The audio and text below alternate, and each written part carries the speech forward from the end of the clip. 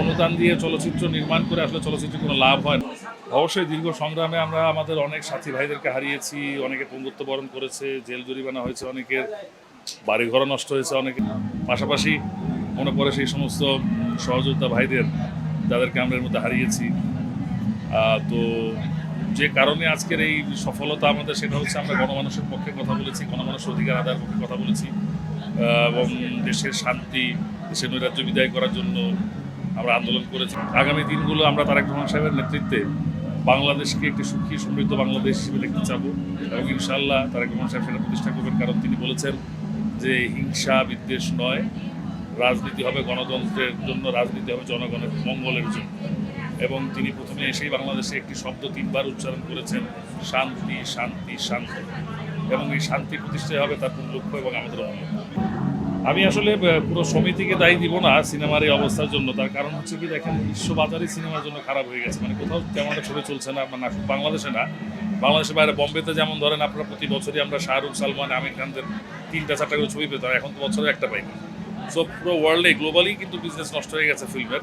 তারপরে বাংলাদেশে এটার একটু বেশি প্রভাব পড়েছে এই কারণে, কারণ আমাদের এখানে ওই চাহিদা সম্পন্ন শিল্পী খুব কম। ওই এক সাকিব খান নির্ভর চলচ্চিত্র, আর উনিও তো বাংলাদেশে কাজ করতে কম স্বাচ্ছন্দ্য বোধ করেন, উনি বিদেশে বেশি কাজ করেন, যার ফলে ওনার সাথে বাংলাদেশের টেকনিশিয়ানরা খুব একটা কাজ করতে পারছে না। তো এইসব জায়গা দূর করতে হবে, একটা ব্যালেন্সে আনতে হবে। কারণ একজন কাজ করছেন, বিদেশিদের সহযোগিতা নিচ্ছেন, বিদেশে টাকাগুলো যাচ্ছে, কিন্তু আমরা চাচ্ছি যে আমাদের দেশের টাকা আমাদের দেশে ভালো ছবি নির্মাণের ক্ষেত্রে আমাদের দেশের লোকদেরকে ব্যবহার করা হোক এবং এখানে নির্মাণ করা হোক।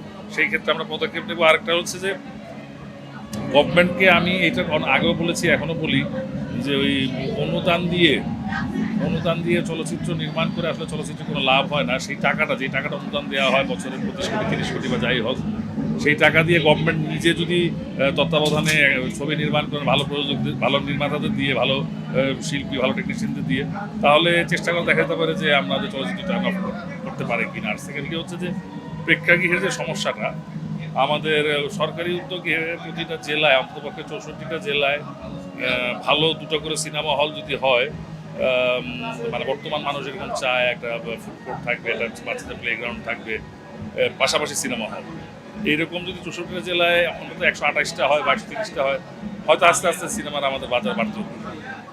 যে আমাদের যে এটা রাজীব সাহেব যখন আমাদের এমডি ছিলেন, তখন উনি কবিরপুরে একটি জায়গা বরাদ্দ নিয়েছিলেন সরকারের কাছ থেকে, জিয়া ফিল্ম সিটি নামে নাম দিয়েছিলেন এবং সেটাকে ফিল্ম সিটি করার জন্যই উনি উদ্যোগ গ্রহণ করেছিলেন।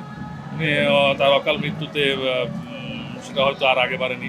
পরবর্তীতে যে সরকার এসছে তারাও এটা নিয়ে মাথা ঘামায়নি, নাম পরিবর্তন করার চেষ্টা করেছে, মানে তার কোনো সংস্কার হয়নি বা তার কর্মকাণ্ড যেগুলো প্ল্যান ছিল সেই প্ল্যানগুলো আগে মানে পরিপূর্ণ করা হয়নি। তো এই তত্ত্বাবধায়ক সরকার এসে আমি শুনেছি কি একটা তারা মনে হয় বাজেট করেছে বা প্ল্যান করেছে কিছু টাকা বরাদ্দের জন্য, যেটা ফিল্ম সিটি করা যায় কিনা, তো ওইটা ওই পর্যন্তই রয়ে গেছে শুনেছি। তো দেখি, আমাদের সরকার এখন ক্ষমতায় এসছে, আমাদের প্রধানমন্ত্রী অত্যন্ত সংস্কৃতি বান্ধব, সংস্কৃতি মনা, এবং আমাদের যিনি তথ্যমন্ত্রী হবেন তার সাহায্যে আমরা একটি সুন্দর ফিল্ম সিটি যদি করতে পারি, সেখানে যদি সাশ্রয়ী মূল্যে, যেমন রামুজিতে অনেকে চলে যায়, অনেকে বোম্বে, অনেকে ইন্ডিয়ার সাউথে তাতে চলে যায়, তো সেটা না দিয়ে যদি এখানে করতে পারে, তাহলে এই টাকাটা আমাদের দেশেই থাকবে আর আমাদের দেশের লোকজন উপকৃত হবে এবং আমাদের দেশের ফিল্মটাকে বাংলাদেশ থেকেই আমরা জাগরণ তৈরি করার চেষ্টা করব।